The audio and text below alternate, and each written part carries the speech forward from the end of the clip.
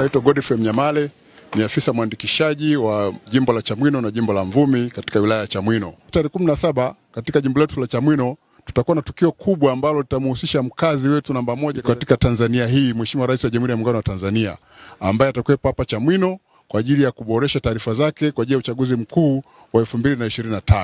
Kwa hiyo niwaombe wananchi wote tujitokeze kwa wingi na sisi kwenye vituo vyetu tuweze kuboresha, kwa sababu zoezi hili ni zoezi muhimu sana katika uchaguzi wa kidemokrasia ambao tunatarajia kuufanya mwaka 2025.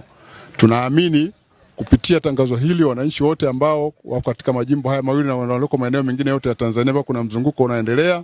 watajitokeza kwa wingi kwenda kuboresha taarifa zao na kujiandikisha ili waweze kupata haki ya kupiga kura ya uchaguzi wa diwani, mbunge na rais ifikapo Oktoba mwaka 2025. Zoezi letu hili limeanza tarehe 16 mwezi wa 5 na litaendelea mpaka tarehe 22 mwezi wa 5 kwa muda wa siku 7, na vituo vyetu vitakuwa vinafunguliwa kuanzia saa 2 kamili asubuhi hadi saa 12 jioni.